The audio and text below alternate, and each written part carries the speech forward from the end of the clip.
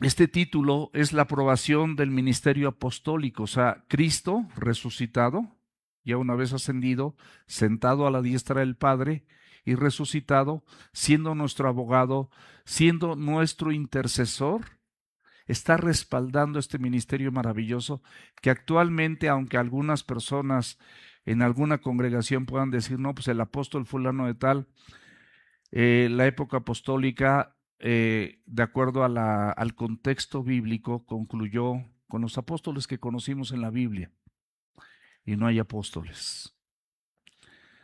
Aunque la gente, pues luego, por ejemplo, yo creo que aquí no hay puestos tampoco, hay funciones.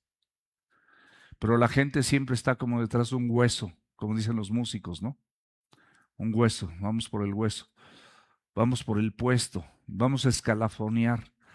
Mis amados, en el reino de los cielos no es así. La palabra de Dios dice que el que quiera ser grande entre ustedes o entre nosotros, aprenda a servir a los demás. Entonces, tenemos un objetivo y en este objetivo vamos a observar el respaldo que Dios tuvo para los apóstoles, quienes tendrían la enorme responsabilidad o la función y el privilegio de escribir el Nuevo Testamento guiados por el Espíritu Santo de Dios. Porque toda la palabra pues de Dios es una instrucción de parte de Dios y es útil para enseñar, para redarguir, para corregir y para instruir, a fin de que Sergio, Rosana, Leonardo, Miguelito, Jessica, José Luis, Irma, Ricardo y todos nosotros aprendamos a vivir en toda, conforme a toda buena obra, es decir, actuar, hablar y vivir de manera correcta ante los ojos de Dios, con un grado de integridad que Dios va sembrando en tu corazón porque no es propio. Mi grado es otras cosas, mis gustos, mis afanes, mis placeres, mis pensamientos humanamente hablando están en otro lado, pero Dios va haciendo una obra, va transformando, porque dice Filipenses 1:6 que el que comenzó en ti la buena obra, la va a perfeccionar. Es decir, va adquiriendo madurez. ¿Hasta cuándo? Hasta el día de Jesucristo. ¿Cuál es el día de Jesucristo? El día que tú mueras o que Cristo venga por su iglesia. En ese momento, tú y yo podemos estar delante de Él y la obra va a ser perfecta. Porque este cuerpo tiene que ser transformado, dice la Biblia, por un cuerpo incorruptible. Un cuerpo que viene de parte de Dios, pero que es incorruptible. Entonces, qué privilegio tan enorme, qué responsabilidad tan grandiosa de escribir el Nuevo Testamento para completar la palabra de Dios como la tenemos hoy en día. Antiguo y Nuevo Testamento. Este es un contexto que simplemente pues quiero dar para que podamos entender cómo es todo lo que es la escritura, ¿no? Y vamos a continuar con el libro de Hechos. Vamos a ver el capítulo 5, perdón. Vamos a ver de los versículos del 12 al 16. Y dice la Biblia, y por la mano de los apóstoles se hacían muchas señales. ¿Por la mano de quién? De los apóstoles, que hacían muchas señales y prodigios en el pueblo. Recuerden que estaban respaldados por Dios y estaban todos unánimes en el pórtico de Salomón. De los demás, es decir, de los que no eran creyentes, ninguno se atrevía a juntarse con ellos. O sea, no querían, estaban de lejos, no querían el compromiso, no querían estar ahí. Pero estas mismas personas que no eran creyentes, dice, el pueblo los alababa grandemente. Es decir, había una admiración, había un respeto. Aunque no eran creyentes, respetaban a los creyentes porque veían su forma de vida. Versículo 14. Y los que creían en el Señor aumentaban más. Gran número así de hombres como de mujeres. Dios seguía añadiendo a la iglesia a los que iban a ser salvos. Tanto que sacaban a los enfermos a las calles y los ponían en las camas y lechos, para que al pasar Pedro a lo menos su sombra cayese sobre alguno de ellos. Y aun de las ciudades vecinas, muchos venían de Jerusalén, trayendo enfermos y atormentados de espíritus inmundos, y todos eran sanados. Ok. Anteriormente, el domingo pasado, por no irnos tan lejos, pudimos darnos cuenta que Dios toma en serio la santidad. Ananías y Zafira trataron de mentir al Espíritu Santo y tuvieron una actitud hipócrita delante de la iglesia, delante de los apóstoles y delante de Dios también. O sea, no eran sinceros, eran hipócritas. Y muchos de nosotros como seres humanos podemos practicar la hipocresía, a pesar de que estemos aquí, si no somos sinceros con Dios. Porque Dios no puede ser burlado. Dios conoce perfectamente bien tu corazón y va a sacar a la luz las intenciones y los pensamientos que hay en tu corazón, tarde o temprano. Pero estas personas, de alguna manera, Ananías y Zafira, pues habían sido hipócritas, y por eso Dios enmarca que la santidad, es decir, el que tú y yo le pidamos a Dios: Señor, apártame, quiero ser una persona apartada para ti. No quiere decir que te salga una aureola, que tus ojos los tengas en blanco, que estés levitando en el monte, que ya no puedas hablar con nadie, que no puedas a lo mejor ir al cine o ir a algún partido de fútbol o ver las Olimpiadas o salir con tu familia y un montón de cosas que no tienen nada que ver con lo que dice la Escritura. Pero definitivamente lo que Dios sí pretende de tu vida y de la mía es que tengamos una vida diferente. Una vida que se distingue por honrar desde que te levantas hasta que anochece, no con perfección, pero quieres honrar la palabra de Dios, quieres honrar su voluntad. Por eso la santidad, mis amados, significa estar apartados del pecado. Pero bueno, esto suena como muy fuerte, ¿no? Todos de entrada somos pecadores. O sea, no hay una sola persona en este lugar que no seamos pecadores.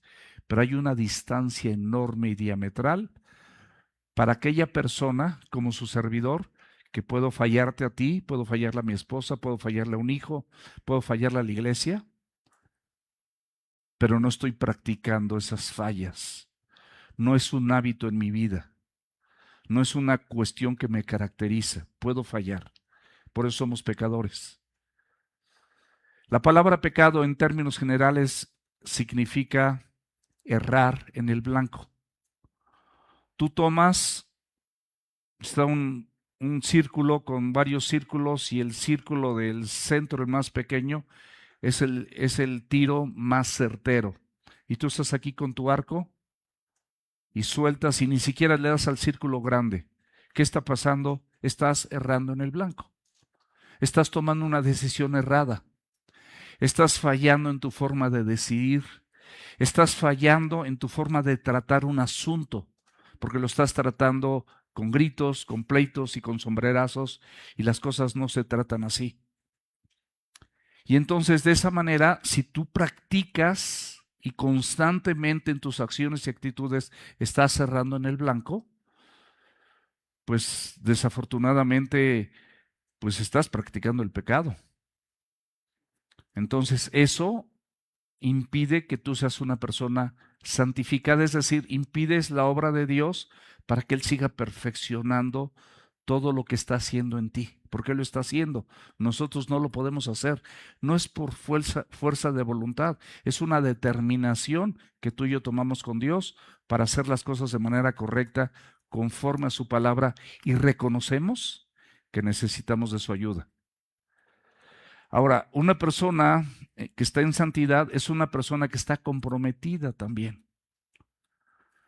Yo, por ejemplo, pienso, y perdón los ejemplos, ¿no? Yo pienso que yo casi no nací Puma, pero desde niño yo era Puma y voy a morirme siendo Puma porque no puede ser que estés cambiando de equipo y con el que gane. ¿Y a quién le vas? Al que gane. No, ese no es una persona comprometida. Igual con los Vaqueros de Dallas, igual con algún boxeador, por ejemplo, Julio César Chávez, a mí me encantaba, me sigue gustando ver sus peleas en repetición. Y vaya, todo este tipo de situaciones, tú tienes así como que tienes un sello. De la misma manera, yo puedo decir que yo en este momento soy de Cristo, 100% de Cristo. Mi amigo me conoció en otra esfera, en otras cosas, pero en este momento soy una persona, gracias a Dios, total y absolutamente transformado por Dios. Y no fue cosa de que yo dijera, le voy a echar ganitas, échale ganas.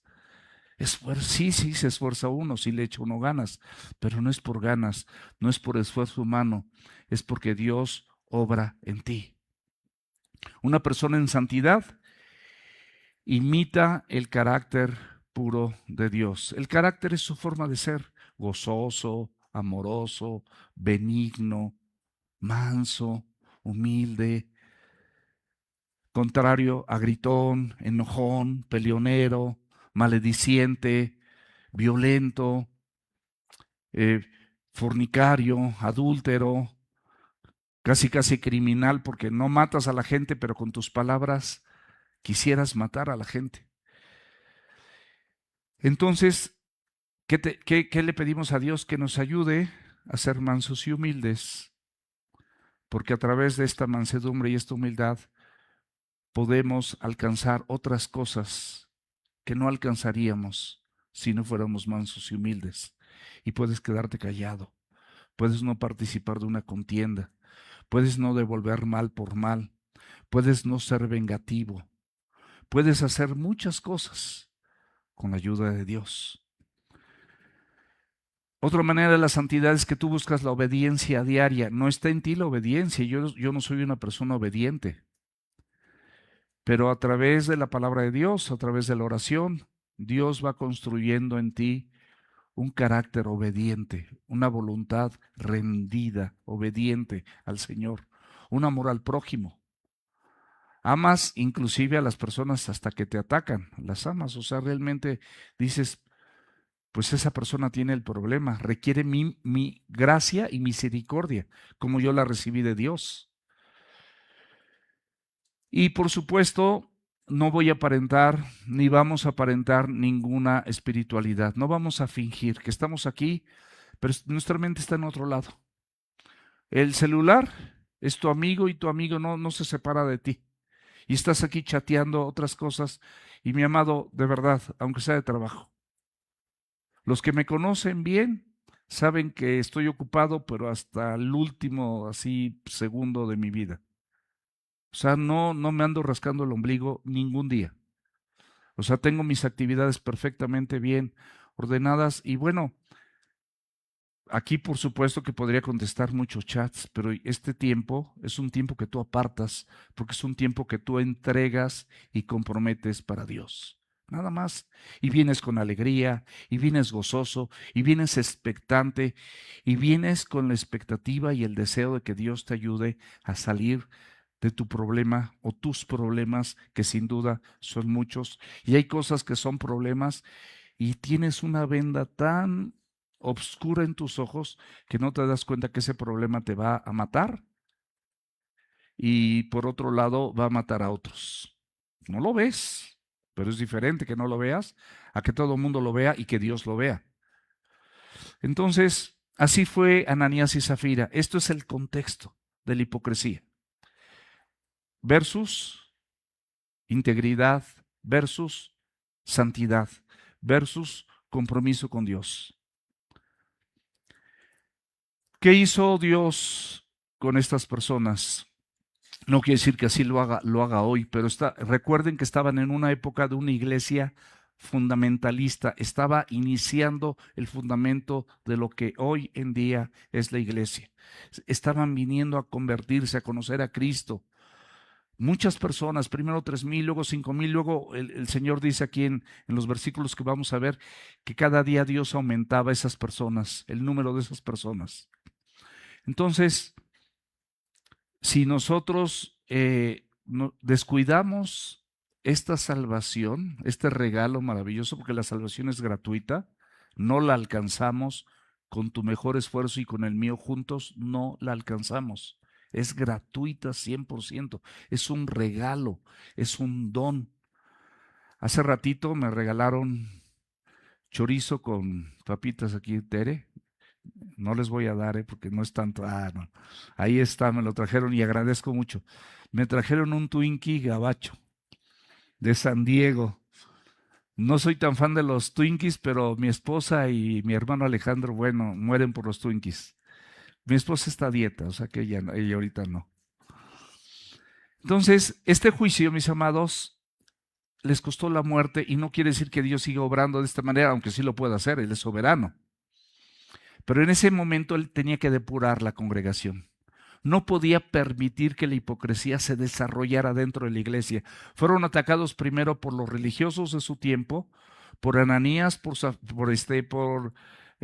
Caifás y Anás y Caifás, por los escribas, por los fariseos, por los sacerdotes de ese tiempo, por los saduceos.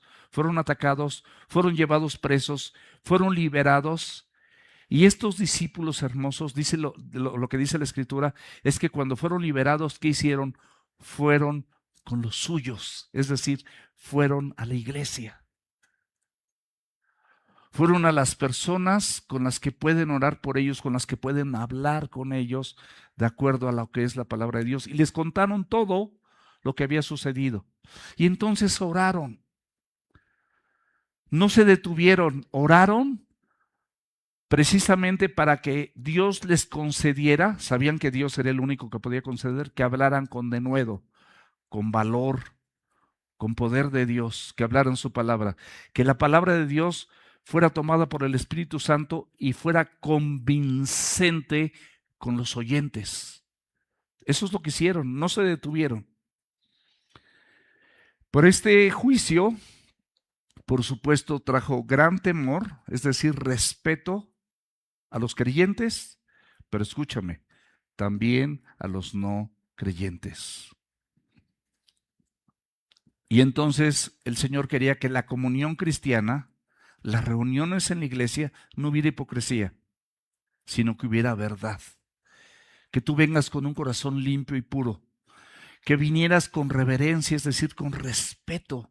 No estamos hablando de un partido, ni siquiera del mundial, ni nada por el estilo. Estamos hablando de lo que dice la palabra de Dios y aparte un corazón sincero, sin hipocresía, como dice Hebreos.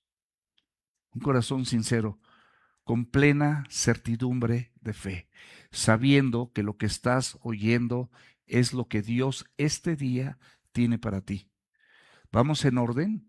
No es una congregación temática, llevamos una secuencia. No estoy predicando para ti, estoy predicando, estoy compartiendo lo que la palabra de Dios nos toca y en el orden que vamos. Entonces, esto no es personal, jamás va a ser personal. Esto es para nosotros. Lo que sí me sorprendo es que cada porción de la Escritura yo la siento personal para mi vida. Y Dios invariablemente tiene muchas cosas que enseñarme, muchas cosas que mostrarme y muchos cambios que tengo que seguir haciendo y muchas acciones que tengo que tomar de acuerdo a lo que la palabra de Dios nos dice. Versículo 12 del capítulo 5 de Hechos. Dice la Biblia que por la mano de los apóstoles se hacían muchas señales y prodigios en el pueblo, y estaban todos unánimes en el pórtico de Salomón. Entonces ya vimos que había gran temor sobre toda la iglesia de todos los que oyeron estas cosas. Eso ya lo habíamos visto. Este juicio fue solemne, pero Dios lo aprovechó ese temor, ¿para qué? Para purificar su iglesia. Cada vez que oigas algo contrario a lo que tú y yo estamos viviendo, Dios quiere purificar tu corazón. Dios quiere purificar tus pensamientos.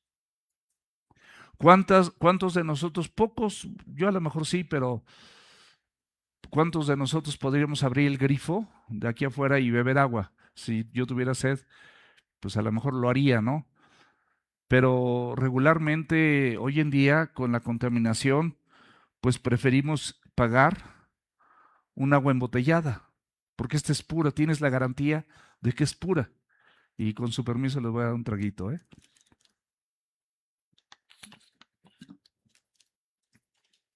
Aquí no hay duda.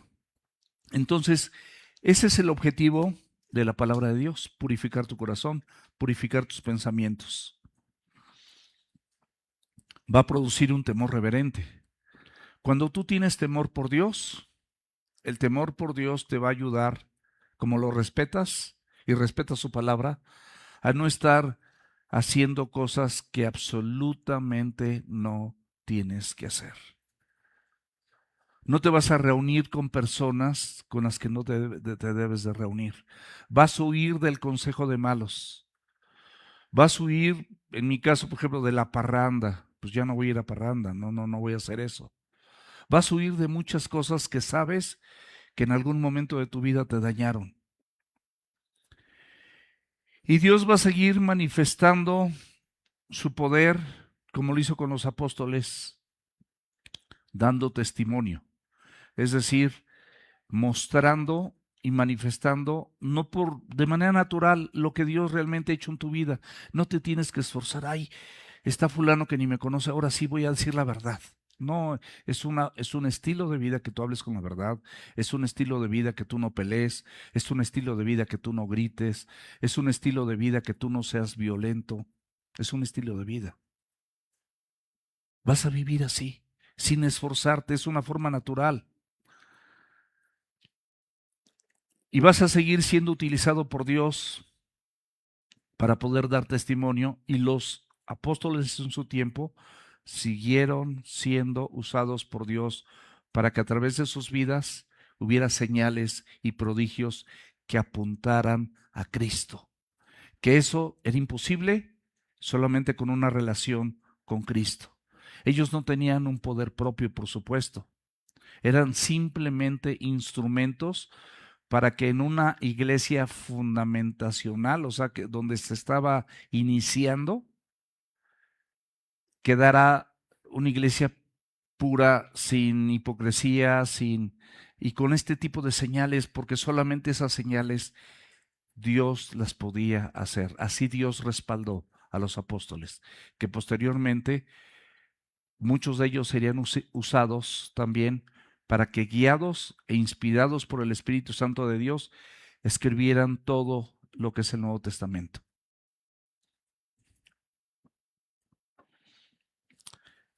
En Hechos 4:33 vimos que con gran poder los apóstoles daban testimonio de la resurrección del Señor Jesucristo. Es un testimonio, es algo que les constaba. Ellos fueron testigos oculares. ¿Cuántos de nosotros somos testigos oculares de muchas cosas de nuestra vida? Mi esposa o mis hijos pueden decirles muchas cosas que han visto de mí. Son testigos oculares, buenas y malas, pero son testigos oculares. Y pues gracias a Dios que cuando Pedro y Juan fueron liberados, fueron confrontados, fueron amenazados, ellos fueron a los suyos. Y ellos dijeron: Señor, mira sus amenazas y conceda a tus siervos que con denuedo hablemos la palabra mientras extiendes tu mano para que se hagan sanidades y señales y prodigios mediante el nombre, escúchenlo bien, de tu santo Hijo Jesús. Todo era por Él, todo era en Él, no era de ellos. Era una evidencia visible de que Cristo había resucitado y simplemente estaba obrando a través de estas personas como parte de una función, un plan celestial. Y Dios tiene un plan celestial para ti, inclusive de lo malo. Hay muchas cosas que tú experimentas en el lugar oscuro, y esas cosas, si tú te arrepientes y le entregas tu vida a Cristo, no te la vas a acabar de cómo van a ser útiles para servir al Dios de los cielos y para ayudar a otros, porque conoces el territorio, porque nadie te lo está platicando. Por eso en Hebreos capítulo 2, versículos del 3 al 4 dice: ¿cómo escaparemos nosotros si descuidamos una salvación tan grande. El regalo más grande que puedes recibir es la salvación que Cristo te ofrece a través de los méritos que Él alcanzó en la cruz por ti y por mí. No hay mejor regalo. Te pueden dar un Rolex, un carro, una residencia, un rancho, mucho dinero, muchos dólares. No se compara. Todo eso es temporal. Todo eso se va a quedar. Ve los sepulcros de los faraones y de los emperadores de aquí de nuestra nación. Están enterrados, están sus huesitos y están sus tesoros por años. No sirvieron para nada.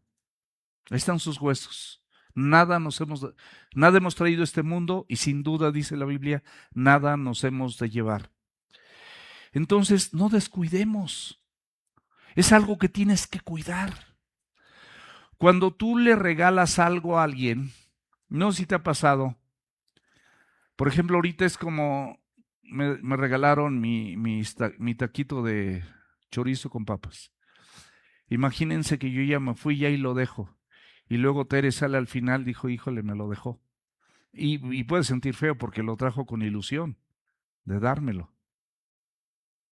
Me trajo Mirla y su esposito Yamal, me trajeron berenjena en la célula. No le he probado, pero porque no he tenido tiempo para estar a gusto, sentado. No es nada más probar. Quiero estar a gusto con mi pan, porque así me dijo que lo probara, con la galletita, y bueno, así lo pienso probar. Pero no vamos a descuidar, no es algo que yo fui y aventé, no es algo que yo tiré a la basura, no es algo que voy a dejar, es algo que tiene un aprecio especial. Imagínate la salvación. Imagínate con cualquier cosa que tú tengas. Ni tus hijos son tuyos, son prestados. Que los valoras y los aprecias, ni tu esposa ni tu esposo. O sea, estamos de paso. Dice, descuidamos una salvación tan grande, la cual, habiendo sido anunciada primeramente por el Señor, o sea, Él anunció, desde el Génesis anunció esta salvación, en Abraham la confirmó que todas las familias en Él iban a ser benditas, todas las familias de la tierra, y nos fue confirmada por los que la oyeron, es decir, los apóstoles que oyeron todo esto directo de la voz de Cristo, testificando Dios juntamente con ellos, con señales y prodigios y diversos milagros. Aquí Dios está reiterando cómo Dios capacita, prepara y fortalece el ministerio de cualquier persona cuando esa persona decide vivir en santidad, con un corazón manso y humilde, donde no hay protagonismo, no tenemos nada que presumir. Lo único que tenemos que presumir es que somos de Cristo.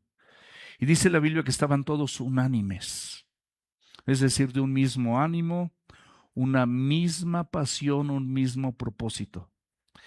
Esto describe unidad espiritual. Esto es lo que hacía la primera iglesia. Todos perseveraban unánimes, dice la Biblia, en oración y ruego, perseverando unánimes en el templo, en el lugar de reunión como aquí. Yo voy a procurar, y tengo muchos años haciéndolo, estar aquí.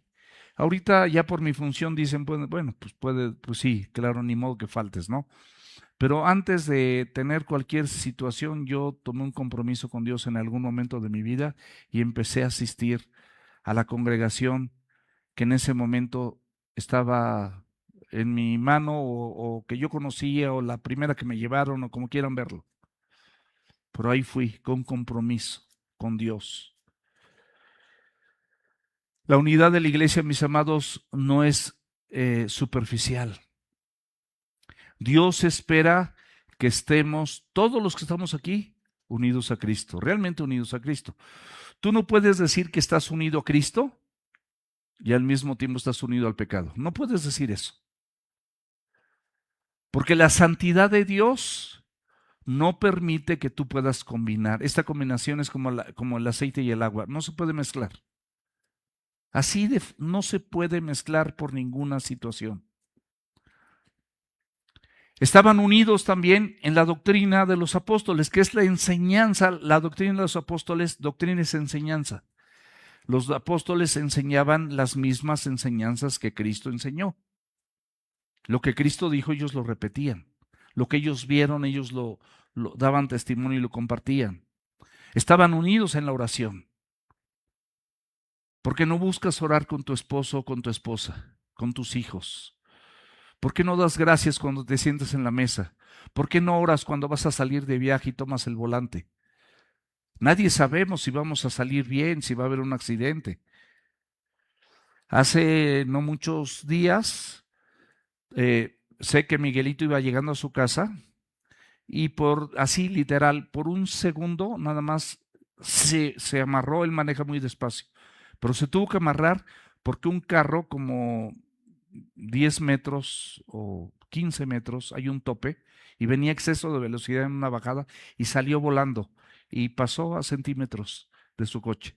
Si hubiera seguido, aquí en la puerta estaba, me parece que Matías, mi nieto, con mi suegra, no sé, y no hubiera habido ninguna posibilidad de que hubieran salido bien. El carro se hubiera volteado a una velocidad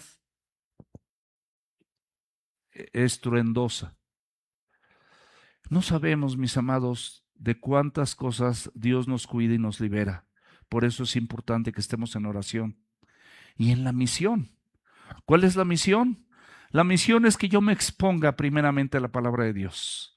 La misión es que Dios me ayude a que yo tenga un corazón manso y humilde, porque voy a tener descanso. ¿En dónde? En mis pensamientos, en mis emociones, en mi corazón. Si no hay mansedumbre y no hay humildad, tú vas a seguir enojándote, vas a seguir peleando, gritando, dividiendo y haciendo un montón de cosas que irrumpen el proceso que Dios está llevando en tu vida y destruyen a las personas que te rodean. Esa es la misión. Primero tú, mirad cómo oís. Empieza por ti. ¿Cómo puedes ver la paja del ojo de tu hermano si no sacas primero tu bigota que tienes en tu propio ojo? Ve por ti. Y ya luego la misión es de que todo eso que Dios te ha alimentado lo compartas con otros. Des testimonio, compartas su palabra, invites a la gente a la congregación. Piensa cuál fue el último día donde tú invitaste a alguien a la congregación. Ya te acomodaste. Ya te acomodaste, está bien, pero en la semana no estás invitando a nadie, no estás compartiendo la palabra con tus vecinos, en tu escuela, en tu trabajo. Vienes como si nada. ¿Tú crees que no tienes personas o familiares que pudieran estar aquí y escuchar lo mismo? ¿Esto es malo? ¿A quién le daña, por el amor de Dios? ¿A quién le perjudica lo que estamos diciendo? ¿A quién? Tiene toda la lógica y todo el sentido común. Entonces, la unidad de la iglesia es también por esa misión. Primero yo y luego lo que Dios me da lo comparto con otros. Y la unidad de la iglesia, o sea, es el temor reverente. Es decir, todos tenemos respeto por Dios y todos tenemos respeto por su palabra. Y además, en ese respeto, tú puedes respetar a la persona que está enfrente de ti, atrás de ti y la que está a tu lado. Nos debemos respeto, nos debemos amor. Esto, Yamal me mandó un apunte, siempre me manda apuntes de todo esto, así preciosos en relación a lo que se va a compartir. Y esto de su apunte me permití tomarlo, y él ponía como ejemplo una familia que atraviesa por una situación difícil. La dificultad y la gravedad de ella puede generar que cada miembro de la familia tenga su propia determinación y tenga su propio camino y no esté unificada por la palabra de Dios, no tenga una actitud reverente al Dios vivo. Cada quien puede tomar su camino y puede tener su propio pensamiento. Y entonces, cada quien agarra por su lado. Y eso puede pasar en una iglesia también. Pero esto es el ejemplo que puso Yamal en una familia. Pero la otra parte es que todos se unan para combatir y enfrentar juntos ese problema. y dar una solución a la luz de la Escritura. Eso es lo ideal, en el corazón y en el pensamiento de Dios. Y las familias, mis amados, como la tuya y como la mía, pueden pasar por serias y fuertes dificultades. Todos nosotros no estamos exentos. Y en lugar de separarse y tomar la voluntad de Dios para unirnos más y permanecer así, nos dividimos. Y eso no está bien. Los problemas en las familias y en las iglesias, ¿sabes cuándo se van a acabar? Nunca, nunca. Ahorita hay uno y al rato viene otro. Parece que están formados, pero no sabes la gravedad y los alcances que puedan tomar tus decisiones, y aunque te arrepientas después, las consecuencias no te las vas a acabar. No te las vas a acabar. Dios te perdona, sí, te recibe también, pero hay consecuencias. Y aunque quieras volver el tiempo atrás, el tiempo pasa. Perdemos tiempo en otras cosas en lugar de amarnos, en lugar de orar juntos, en lugar de unirnos para hacer un plan familiar, en lugar de llevarnos bien, en lugar de hacer un consenso para alguna decisión que tenemos que tomar como familia, bien, sin pleitos, sin manipulación, sin chantaje, sin amenazas, porque regularmente la gente que hace esto está dejando a Dios fuera de la ecuación. Amenazas, chantajes, acusaciones, pleitos, gritos. No, mis amados. Ese no es el cuerpo de Cristo, eso no es una familia en Cristo, ese no es un matrimonio sólido en Cristo. Y el matrimonio representa la unión de Cristo con su iglesia. Es como un testimonio de lo que la iglesia y Cristo puede ser. Entonces, esto tenemos que cuidarlo mucho. Y la pregunta es, ¿cómo reaccionamos cuando estos problemas aparecen? ¿Nos aislamos? ¿Abandonamos a nuestros hermanos y a nuestros seres queridos? ¿Esa es la actitud que vamos a tomar? ¿O en lugar de esto, pues nos dividimos, nos alejamos, mantenemos una posición, ponemos distancia, ponemos líneas, ponemos barreras? Esto yo ni siquiera lo escribí, ni se me había ocurrido. Ahí está en el apunte de Yamal, se lo pueden pedir. Y él me lo pasó, no sé si el martes o el lunes, no sé, pero me lo pasó. Pero tiene toda la razón. Y empezamos a hablar unos contra otros, empezamos a criticar, empezamos a crear divisiones en lugar de buscar a Cristo y la solución en su palabra. Y buscamos a gente de afuera que no tiene el más mínimo interés en darte un buen consejo, porque ese consejo es consejo de malos. Y la Biblia en Corintios te dice que cómo es posible que las cosas de tu casa busques a otras personas de afuera para que las juzguen o determinen lo que va a suceder con tu casa. Imagínate, así lo hacemos. Es grave. ¿Dónde está Cristo en tu vida? ¿No tienes temor? ¿No te pones a pensar las consecuencias que esas decisiones malísimas pueden llegar a tener? Ten temor de verdad. Es grave, no es cualquier que estás alejado, estás alejada. Mantienes una distancia. Hablas con otras personas y criticas a otros. Pero cuando buscas su palabra, cuando buscas que el Espíritu Santo te guíe, a toda costa, tú vas a buscar permanecer unido a Cristo, a Dios, a su palabra y con las personas que tienen temor de Dios y que tienen una solución acorde a la Escritura. Dios no te va a pedir nada que sea mal para ti, nada. No, es que tú no entiendes y Dios tampoco entiende. ¿Tú crees que no entiende? Hay cosas que yo no entiendo y no sé por qué me pasan y por qué suceden en mi perímetro. No las entiendo.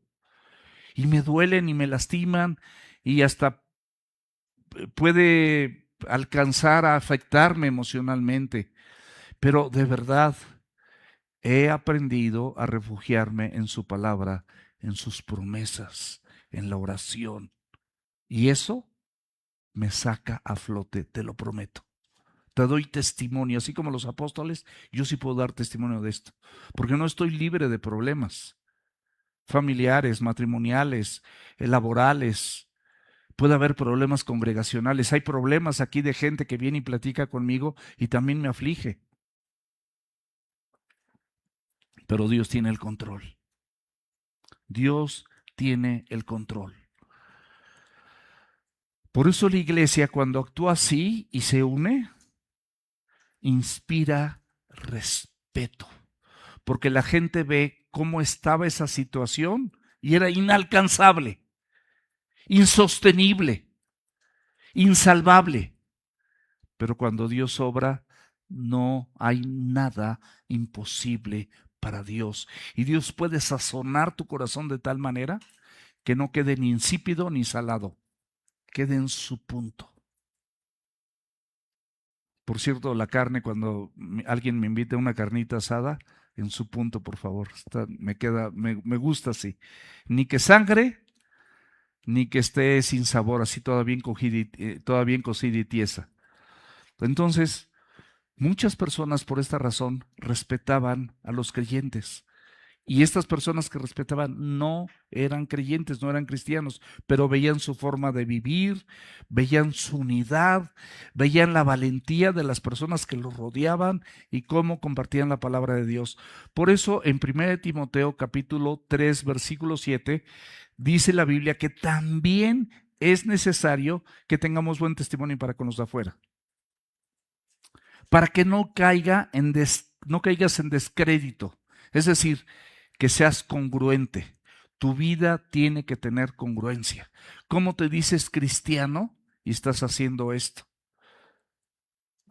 Caes en descrédito, no ese cuate o esa persona o ese matrimonio o esa familia se dicen que son de Cristo, pero ve nada más lo que hacen, ve lo que están haciendo.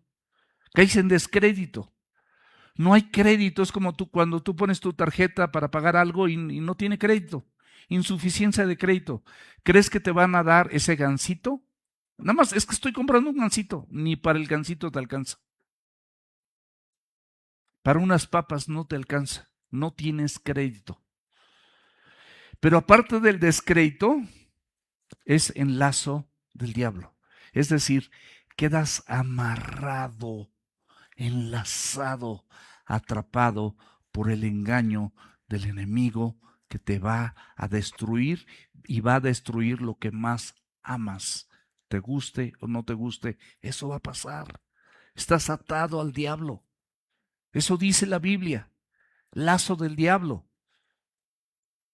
Y el diablo es un ser espiritual que no es todopoderoso, pero si tú le das lugar, dice la Escritura que él anda como león rugiente buscando a quien devorar y va a querer devorarte.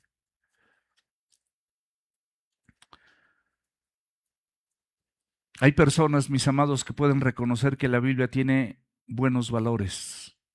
¿Qué persona puede decir que no tiene buenos valores? Hay personas que pueden admirar la vida de los creyentes porque llevan una vida común. Hacen sus labores, tienen su negocio, tienen su trabajo, van a la oficina, vienen a la escuela o van a otra escuela, pero tienen una forma de vivir, una forma de hablar que se ve y se nota que es diferente, porque son la sal del mundo, porque son la luz del mundo, la sal de la tierra y la luz del mundo. Eso dice el Señor de los creyentes, ustedes son la luz del mundo, es decir, no te pongas debajo del almud, sino ponte encima del almud, encima de la mesa, para que tu luz, para que lo que la palabra de Dios te enseña, alumbre a todos los hombres. A todos. Entonces, en el versículo 14 dice, y los que creían en el Señor aumentaban más, y gran número así de hombres como de mujeres. Podemos tener como ejemplo una persona que asiste regularmente a la iglesia. Si asiste, si va, no falla.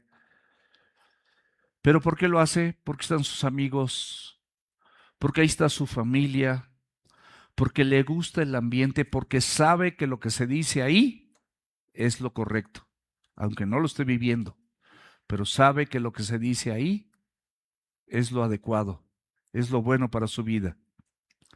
Pueden cantar, pueden conocer a otras personas, pueden incluso participar, pueden tener amigos, pero todo esto no significa que estas personas sean verdaderos creyentes. Simplemente creen que creen. Hay personas que son tan responsables, tan cumplidas, que piensan que esa responsabilidad, ese cumplimiento, esa puntualidad, esa falta de inasistencia, siempre asisten, siempre están, siempre toman esto, creen que es suficiente, pero eso no es suficiente. Si tú no aterrizas esto en tu corazón para ponerlo por obra y sigues actuando de manera artera, con gritos, con enojos, con pleitos, con divisiones, con quejas, practicando el pecado, estás descuidando tu salvación y no le estás no tienes temor y temblor por Dios. Por eso te dije que desde el principio que el Señor lo que quiere al oír esto es que todos nosotros seamos purificados, transformados. Estas personas pueden orar y pueden orar por misericordia, pueden orar por gracia, pueden orar por generosidad, perdón, pero no están dispuestos a darla. No están dispuestos a compartirla, no están dispuestos a vivirla. Manifiestan una incongruencia con su egoísmo, con su maldad, con su gritería, con su malevolencia, con la dureza de su corazón, con el desprecio para los demás, con sus amenazas, con su religiosidad, con su apariencia, pero en ese momento justamente es donde nosotros tenemos la oportunidad de conducirnos como creyentes cuando no estamos de acuerdo con alguien, cuando alguien nos ofendió, pero oramos por otro lado para que Dios extienda su favor hacia nosotros o hacia otra cosa que nosotros queremos o hacia algún familiar o en tu matrimonio, en lo que sea, pero no vives esto. ¿Cómo puede pasar? ¿Cómo puedes orar? Cuando tú oras es porque tú estás sometido a la voluntad de Dios. Estás sometido a lo que aquí dice porque oras conforme a su voluntad también. Y si tú oras conforme a su voluntad es porque tú lo estás viviendo con su ayuda. Por eso oras. Por eso la escritura en Mateo 6, versículo 15 dice, mas si no perdonas a los hombres sus ofensas. Hay gente que te va a ofender, te va a atacar, se va a quejar, te va a agredir, te va a decir. Esa persona requiere que tengas misericordia. No contiendas, no pelees, no alces la voz, no discutas, no establezcas imperativamente tus puntos de vista. Mejor ora a Dios, cierra tu boca.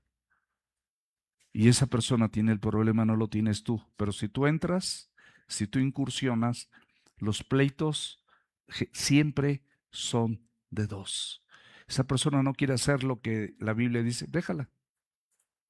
Cada quien es libre de sus propias decisiones. Pero si tus decisiones están sometidas a la palabra y están sometidas en un temor de Dios al Señor, te garantizo que vas a vivir muchísimo mejor y te vas a dar cuenta que Dios va a añadir a la iglesia a las personas que verdaderamente van a ser salvos. Pero si estás así como que conoces y que has venido y que has estado y que eres responsable y que no faltas, considera tu territorio espiritual en las circunstancias adversas, justo en las que no estás de acuerdo. Ahí es donde se ve. El evangelio y la salvación es para pobres y ricos, es para hombres y para mujeres, es para personas muy educadas, altamente instruidas y para las personas que no tienen absolutamente ningún tipo de instrucción, que ni siquiera fueron a la escuela. Para eso es el evangelio. Versículo 15, es el penúltimo.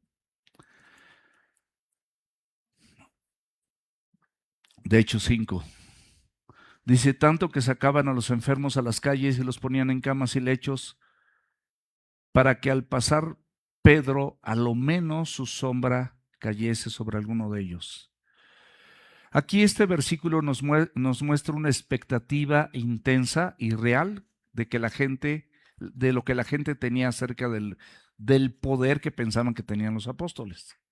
No era el poder de los apóstoles, pero ellos no estaban seguros si Dios estaba obrando a través de ellos o ellos realmente tenían el poder.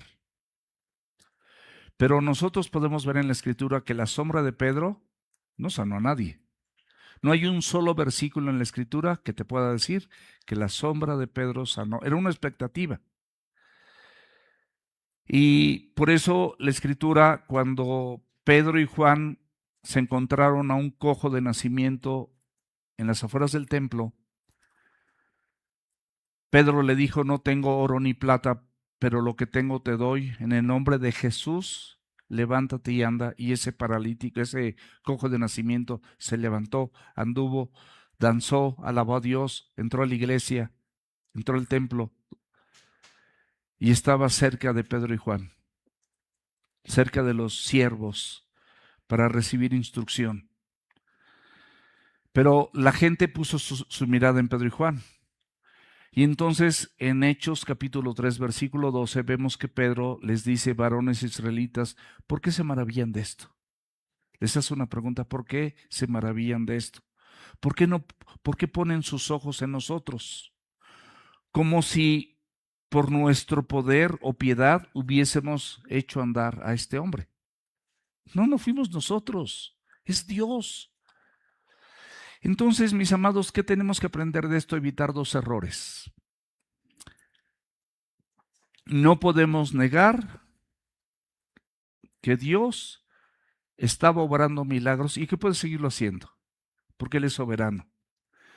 Pero tampoco podemos convertir el poder de Dios en una especie de amuleto y poner nuestros ojos en la sombra de Pedro o en cualquier cosa, porque el poder absolutamente siempre es de Dios. La Escritura siempre va a dirigir que la gloria sea para Él y no para la gente, no para la persona. La persona simplemente ser un instrumento. Esta piedra reprobada por los edificadores, que eran los religiosos del tiempo de Jesús, que tenían el compromiso de edificar con lo que Cristo había enseñado, la rechazaron. Y esta piedra se convirtió en esa piedra angular, en el fundamento, en la base sólida de todos nosotros, que es el Evangelio de Cristo, es su palabra. Lo que Él dice, no lo que yo digo, lo que Él dice. La conducta que Él me pide, no la que yo quiero, la que Él me pide. Y con su ayuda podemos lograrlo. Último versículo, versículo 16. Y aún de las ciudades vecinas venían a Jerusalén trayendo enfermos y atormentados de espíritus inmundos, y todos eran sanados.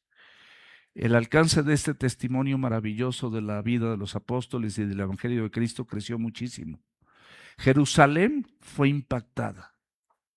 Y podemos ver aquí que ciudades como Betania, Emaús, Belén, etcétera, fueron de las personas que traían enfermos y atormentados por espíritus inmundos.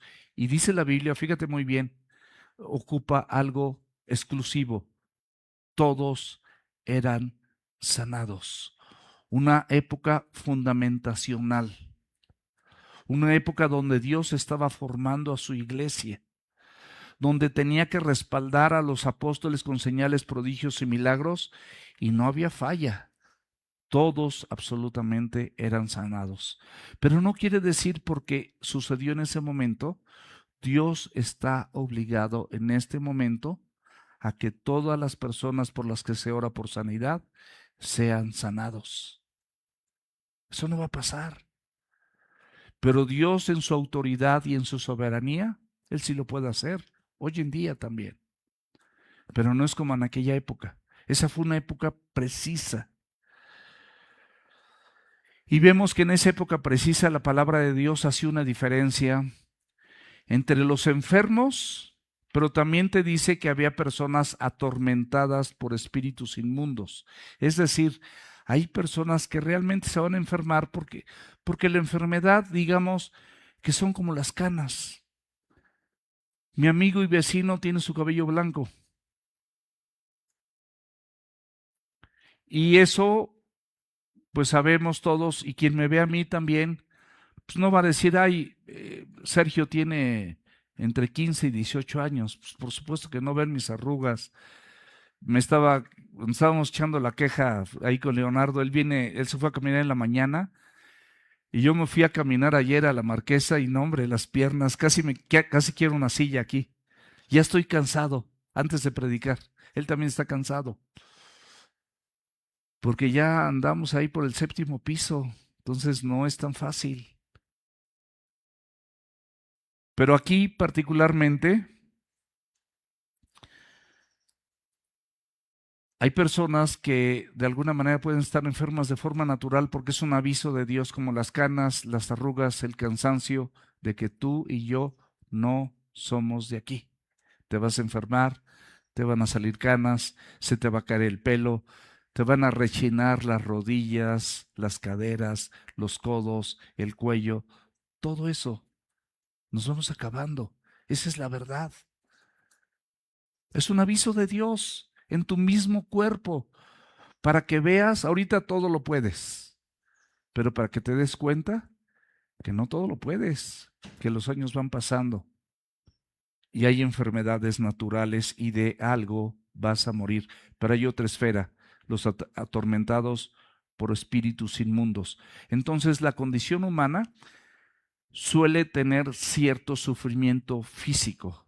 Te duele aquí, te duele acá, te duele acá, te duele aquí, te duele, por todo te duele, pero te duele. No puedes hacer esto, no puedes hacer esto otro, ya no aguantas aquello, ya no puedes subir una escalera, ya no puedes caminar, pues a lo mejor ni 3 kilómetros, pero ese es un sufrimiento físico de tus condiciones físicas que van mermando, hasta en los deportistas. Messi anda cerca de los 40 y está a punto de apagarse porque no sé, digo, es una excepción que llegue a esa edad con esa calidad. Pero la mayor parte de los deportistas de alto rendimiento a esa edad ya no compiten. Y son deportistas de alto rendimiento que han dedicado su vida a competir y a prepararse en todos sentidos para competir a ese rendimiento y esa altura.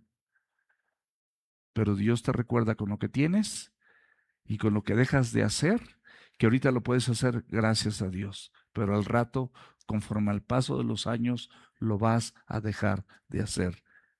La mente se va a acordar cómo lo hacías, va a querer dar la instrucción al cuerpo y el cuerpo ya no te responde. Ya no te responde. Entonces, sufrimiento físico, sí, enfermedades también. Pero el área espiritual puede haber opresión. El ser humano, aunque sea de Cristo, si descuida su vida en relación a la Biblia, en relación a la oración y a la unidad con los creyentes, se puede deprimir, se puede entristecer profundamente. Esa es la opresión. Se puede obsesionar, puede pensar que lo que él piensa y lo que él quiere es lo único correcto y cualquier persona que piense diferente a esa persona está equivocada o está equivocado.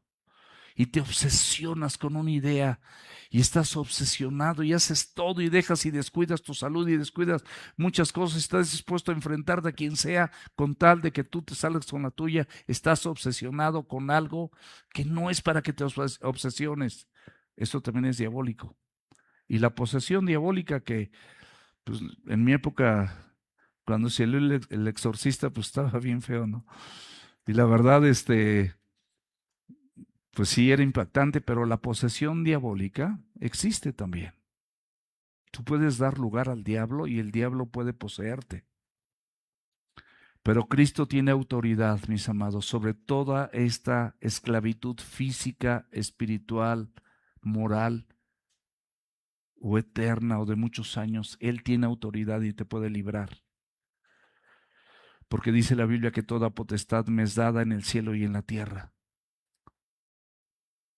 Y mis amados, el libro de los Hechos pertenece, con eso vamos a terminar, una etapa única y fundamentacional o de fundación de la iglesia primitiva. La iglesia actual es fruto de esa iglesia primitiva, aunque ahorita se ha desvirtuado. ¿Por qué se desvirtúa? Porque descuidas el contexto, descuidas la enseñanza y quieres que sigan las cosas y quieres ser apóstol también, donde todo mundo tiene que ser sanado. Pero la sanidad física, mis amados, no es una promesa automática para nuestros días. Lo fue en ese momento, pero no es exactamente para, aunque Dios lo puede hacer. Pero Dios estaba dando un testimonio extraordinario respaldando la función y el ministerio de los apóstoles. Cristo resucitado, mis amados, obraba en los apóstoles como puede obrar en tu vida. Te lo prometo, puede obrar en tu vida hoy en día. Pero esperemos en Dios y lo pongamos en oración. Y el evangelio verdadero que se predicaba y que actualmente se tiene que predicar. Si lo distorsionas, va a haber distorsión también en la enseñanza y en el crecimiento y desarrollo de una congregación. Oremos por esto. Haz un compromiso con Dios.